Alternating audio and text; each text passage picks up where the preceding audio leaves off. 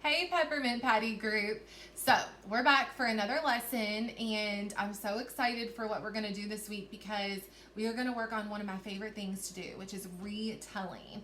And that just means that we are going to tell the story again because re is a prefix, re. That means that we're going to do something again. So when we say retell, that means we're going to tell the story again because we have that re at the beginning. So there's just a little hint of some prefixes and suffixes that we might learn about later on this year. But we're going to work on retelling and using really important transition words that we'll talk more about in just a little bit when we retell. So we'll do that in a little bit, but first let's do our word work. And we're going to go back to an analogy chart. So let's go ahead and get started, and I'm excited to get to work with you again for another guided reading lesson. All right, so let's get started with our analogy chart lesson. So remember, if you need to, just pause the video and take a second to make this analogy chart, and I want you to write each of these words on either side. So on one side, you're gonna write the word hop, and then on the other side, you're gonna write the word hope. And then we'll talk more about this in just a second. So whenever you're ready, you can press play again. All right, so let's start our analogy chart. So remember, what we're going to do is we're going to work with two different phonics skills. So today we're actually not working with a hunk and chunk, we are working with the silent E.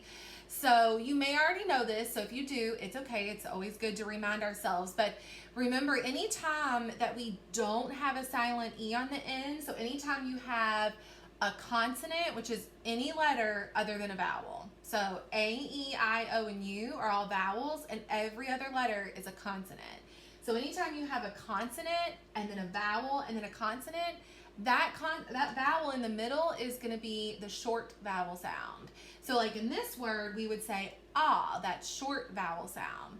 But if you have a silent E on the end, then it's going to change that vowel, that other vowel, to the long and strong vowel sound.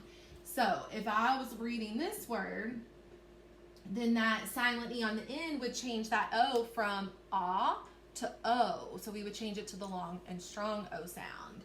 So as we're working through our words, I want you to be thinking, do you hear the short O sound or do you hear the long and strong O sound?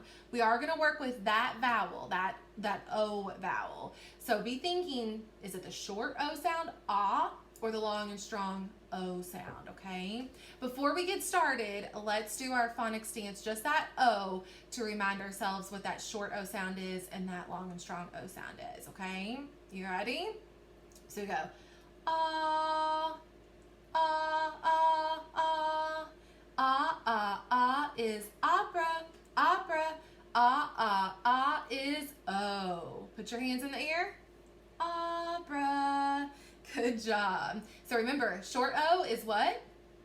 Ah, and long and strong O is O. Good job. All right, so I'm going to give you the word. I'm going to put it in a sentence, and then we'll try to figure out where does it go, okay? Our first word is crop. Crop. So think about it. What sound do you hear in the middle of crop? Do you hear the ah sound or do you hear the O sound? What do you think? Good. Hopefully you hear that short ah sound, crop. So let's stretch it out, and we're going to put it under our word hop because it has that same short O sound, just like hop does. So let's stretch it out. Let's listen. Crr. I hear two letters that we're going to blend together. Now, there's one sound that it could be two different letters. It could be C or K, but in this case, we're going to use the C. So we're going to spell and then I hear krr. What letter do we hear after that? Good, that R sound. And then we know we hear that short O sound, kr, ah, p. And then what sound do we hear at the end? Very good, you guys. So we're going to spell crop, C-R-O-P. No silent E on the end because this is a short O sound, not a long and strong O sound. If there was a silent E on the end, then we would change that vowel sound. All right, our next word is drone. Drone. Like a drone is something that can go up in the sky and take pictures and videos. So everybody say drone. Good. So what do we hear in the middle of drone? Do we hear the ah sound or do we hear the o sound? We should hear that long and strong O sound. Now we're going to stretch it out and we're going to put it under hope because it has that silent E on the end. We hear that long and strong O sound. But the beginning of this word, it's still two letters that we're going to blend together, but it's kind of tricky. It's kind of harder to hear these sounds. So listen as I stretch it out, and I might say it a little differently than how we normally say it, but I'm going to stretch it out so that you can hear those letters correctly, okay? So just listen. Drone, drone. So what two letters do you hear at the beginning of drone? We hear that D, and then we hear that R. Good. Dr, that blend at the beginning. Then I hear drone. What sound do we hear in the middle? The long and strong O sound. Very good. And then what do we hear after the O? Drone. Good. We hear that N sound. Now, that's all we hear when we stretch out the word, but we know that's not it because that's not a short O sound. What do we need to put on the end to make this long and strong? Hopefully you said that silent E because we know that silent E is going to change that vowel sound. Very good. So we spelled drone, D-R-O-N-E. Good job, you guys. And as we're doing this, I want you to be writing all of this down too. So make sure that you're writing all of this down. If you are, awesome. If you're not, I want you to be doing this, okay? And you can even go ahead and try to stretch out those words if you want to. So like once we figure out the word, you can always press the pause button, try to stretch it out on your own, and then click the play button and kind of double check yourself and see how Miss Bell spells it, okay? You could always do that. So once we know the word, pause it, try to stretch it out on your own, and then press the play button and see if you got it right, okay? All right, our next word is grove. Grove. So think about, grove. Think about how we spell that. What sound do you hear in the middle of grove? What sound do we hear? We hear that long and strong O sound. Very good. So now would be a good time. If you want to try to stretch it out on your own, press the pause button. But if you don't, you want to work through it with me, that's okay too. Just make sure you're still writing everything down. All right, so our word is grove. What two letters do we hear at the beginning of grove? Gr. Good. Hopefully you said that G-R. Gr. Gr. And then we hear our long and strong what? Grove. We hear that long and strong O sound. Good. Then we hear at the end grove. What letter? The V sound. Very good. Now, do we stop there? We don't stop there, do we? Because we know that that's a long and strong O sound, so we need something on the end to change that to the long and strong O sound. Because right now it says grov. That's a nonsense word. We know that's not a real word. So what do we need to put on the end? A silent E. Very good. Hopefully you already had that. Now we have a real word, and we've changed that O to that long and strong O sound. Good job. So we spelled grove, G-R-O-V-E. Very good, you guys. All right, our next word is broth. Broth. Like broth is something that you use when you make soups. It's a type of food. It's a liquid. So everybody say broth. Good. All right, so think about what sound do we hear in the middle of broth? Broth. Do we hear the short O sound or the long and strong O sound? Good. We hear that short O sound. Broth. So now it would be a good time if you want to press that pause button and try to stretch it out on your own and then press play when you're finished, okay? But let's go ahead and stretch that out. So listen, brr, brr. What two letters do we hear at the beginning? We hear B, R, that brr, brr. Very good. We want to blend those sounds together. I don't want to go brr. I want to blend them. Brr. And I want you guys to practice that a lot too when you're reading. What sound do we hear in the middle? Brr, off. We hear that short O sound. Very good. And then we hear a hunk and chunk at the end. What hunk and chunk do we hear? Broth. What two letters makes the sound? Hopefully you said and remembered our TH hunk and chunk. Very good. So we spell broth, B-R-O-T-H. So double check and make sure you have that. All right, so let's try another one. Our next word is slob. Slob. Like, I don't want to be a slob because that means I'm being messy or even like dirty. So slob. Good. So everybody say slob.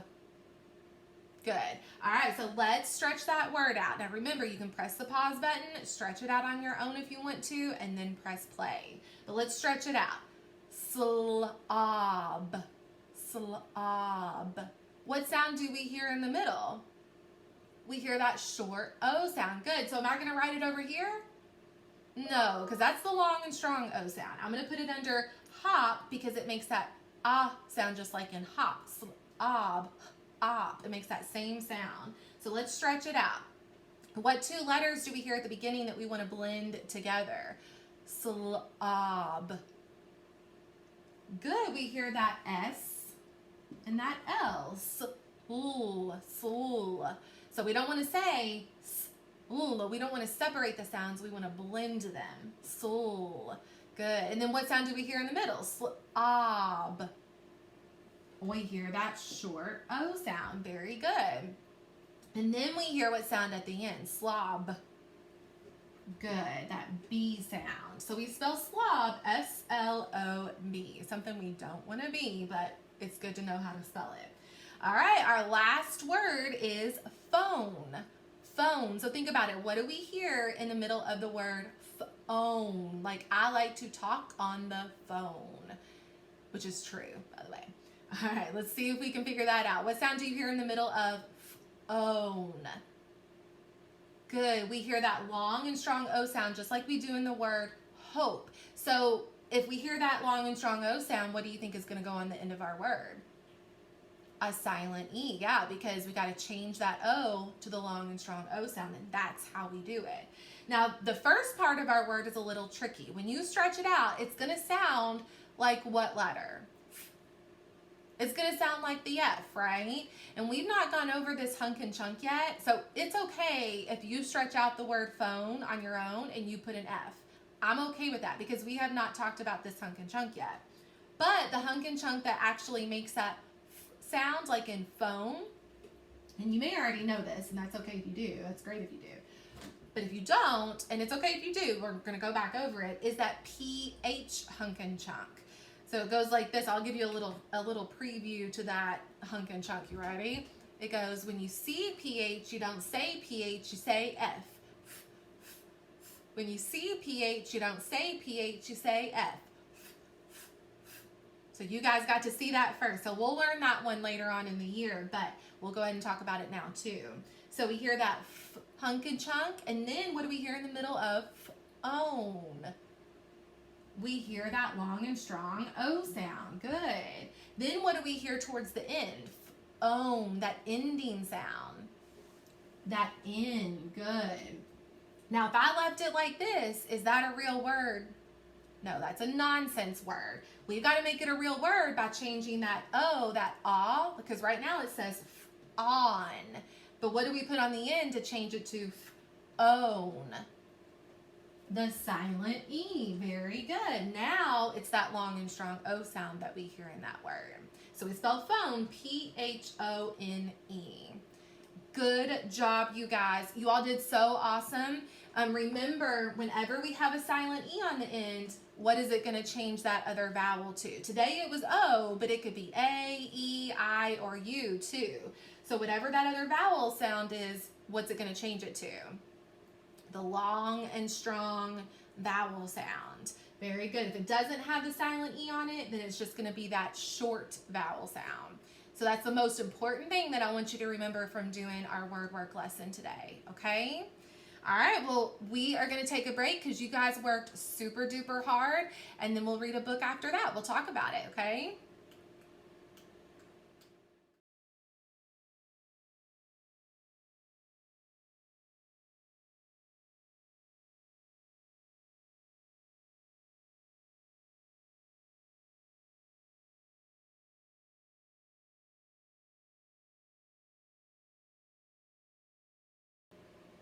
All right, guys. So, what we're going to do today when we're reading our book, and we'll look at it in just a second, but the biggest thing we're going to work on is retelling. And retelling is super important because if I read a story and I can't tell you what happened in it, there was no point in me reading it. So, whenever you're reading a story, I always want you to be thinking about what's happening in the story. But when we retell, we also want to make sure that we retell a story in order. So we want to make sure we start at the beginning and we tell what happens in the middle and then we tell what happens at the end of the story. Because if we tell it out of order, it's not going to make sense. So what we're going to focus on today is making sure that when we retell a story that we include all of these things that you see right here. We want to make sure that we include the characters in the story and not just the boy or the girl. We want to say their names. We want to make sure that we include the setting. So make sure that you include where and when the story takes place. And then we want to make sure that we include the plot. So make sure that we include the problem and the solution in the story. So whenever we retell, we always want to make sure that we include these things. So as we're reading the book, I'm going to kind of give you an example of how I would retell the story as we're reading it. But something else that we're going to work on, and you're going to do this when you go to Seesaw after you get done reading the book, is we're going to work on using big transition words. So that's all of these words that you see right here that just popped up. So when we're retelling the beginning, we want to say in the beginning and then tell what happened in the beginning. We want to use the words then or after that or next to kind of retell the middle part of the story. And then when we get to the end, we want to use the word finally, or you could use the word last to tell what happened at the end of the story. And that could just kind of helps our retell kind of flow and make sure that it's in order. So let's go ahead and get started. Let's take a look at our book. We'll do a little intro and then I'll tell you more about the retelling and what I want to see, okay? All right, so our book this week is called The Fawn, and a fawn is probably what you guessed that it is just looking at the cover of our story. It's a baby deer, and this is the first book in a series about a baby fawn, and a series is like a set of books that have the same characters and a lot of the same storylines. So like any kind of chapter book that has more than one book is called a series, so it has the same characters in it and there's more than one book. But in this book, there's a noise that happens outside, and it kind of startles Goldie, the dog. It wakes up Kelsey's dog. And so when Kelsey and Goldie go outside to see what's going on, they end up finding a fawn that's shivering under the porch. So we're going to read to see what happens with the fawn and Kelsey. So let's go ahead and look. You're going to see the table of contents next. So I'm not going to pop in. You can just read the different chapters that you're going to read about. And then we'll talk about some things as you're reading.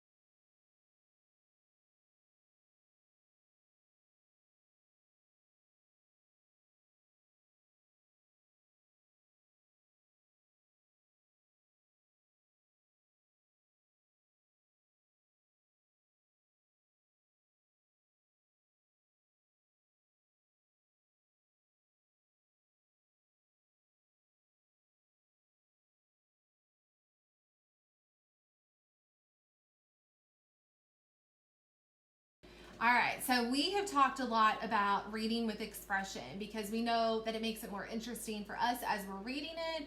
And if we're reading it to somebody, it makes it more interesting for whoever's listening to us read. And it also helps us just have it make more sense when we read with expression.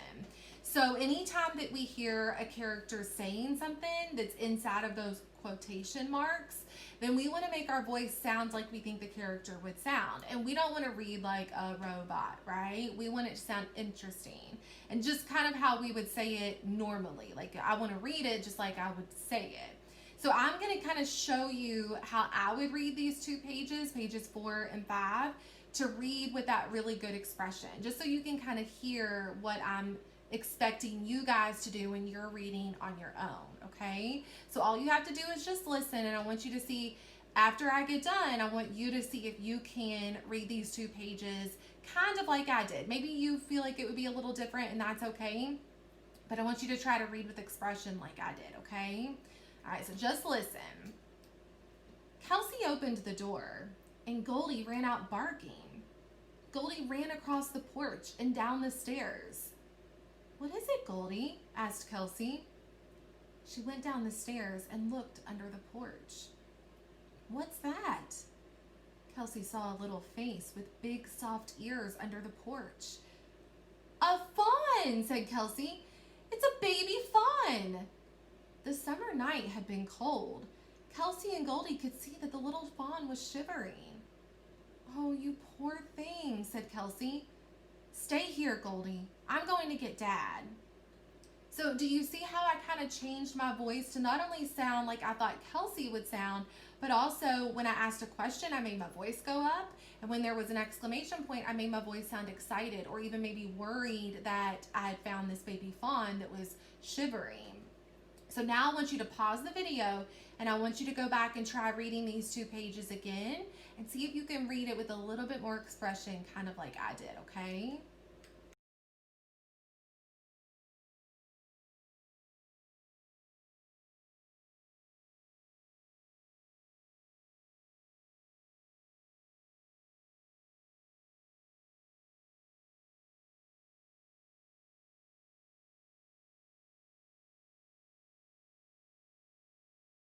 All right, so let's talk about retelling our story.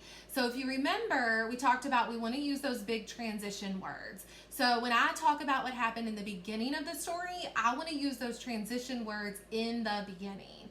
So I'm going to kind of show you what that would look like. I'm going to tell you how I would describe what happened in these first 6 pages. Now, I know these 2 pages look a little different because you're ending one chapter and you're starting the next one, but just kind of think about the first chapter and what's happened at the beginning of the story so far. So don't think about the second chapter yet. And I want you to listen for, I'm going to tell you what happened in the beginning of the story, and I'm going to use the transition words, but I'm also going to tell you the characters, the setting, and the problem of the story already just in my first part in the beginning of what happened, okay? So just listen and see if you can listen for those 3 big important things. So if I'm describing what happened so far, I would say, in the beginning, Goldie and Kelsey found a baby fawn outside in the summertime. The fawn was cold, so she got her dad. So right off the bat, I've told you Goldie and Kelsey found a baby fawn. I've already told you some of the characters in the story. And then I said they found the fawn outside in the summertime. So I know the setting is outside and in the summertime. I could even include that they were at their house too. So then that gives me an even better idea of what the setting is. And then I said the fawn was cold, so she got her dad. So there's another character, her dad, and the problem was that the fawn was cold. And I could even add that the fawn was so cold that she was shivering. So I've already, in the first 2 sentences, I told what happened in the beginning of the story, but I've already told you all of those big important things, the characters, the setting, and the problem in the story. So I'm going to pop in as you read the rest of the story and kind of show you how I would retell the rest of the story, but that kind of gives you an idea of how I would retell the beginning of this story and using those big important transition words like in the beginning.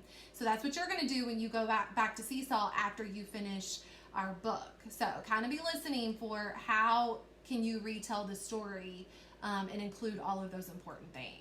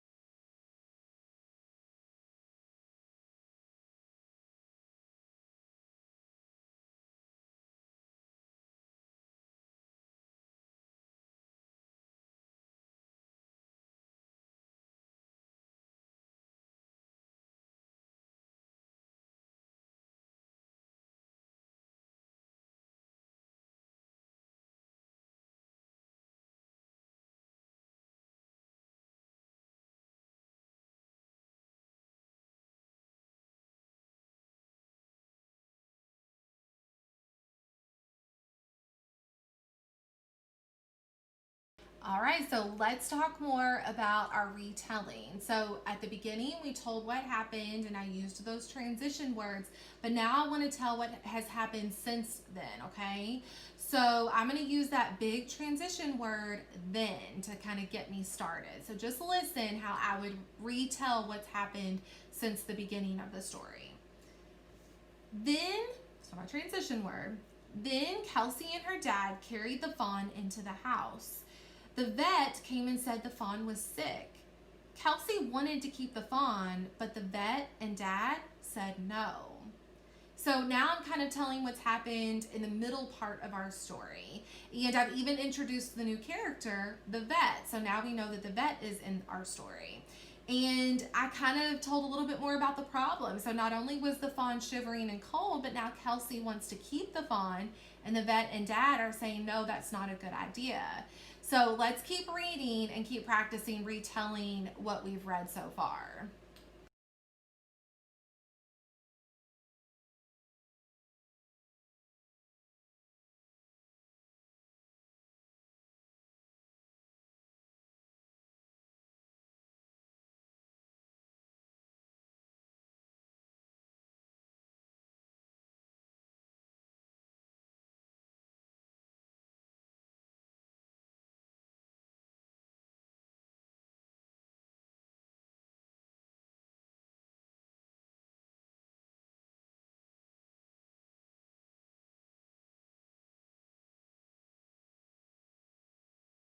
So let's keep practicing that retelling. So we've told what happened in the beginning, then we told what happened after that, but now we're going to tell what happens after that. So we're going to use the transition words after that.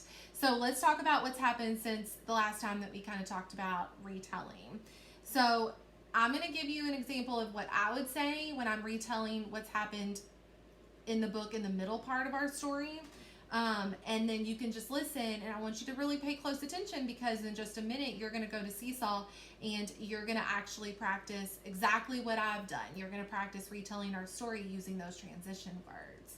So just listen to see what's happened on these last few pages. After that, so those are our transition words. After that, Goldie laid next to the fawn to help take care of it. So it's really short. I didn't have to say a lot, but it kind of gives you an idea of what's happened on the last few pages. So I've told the problem, I've told the characters, I've told the setting, I've used my transition words. So now let's read the last page and see what happened at the very end.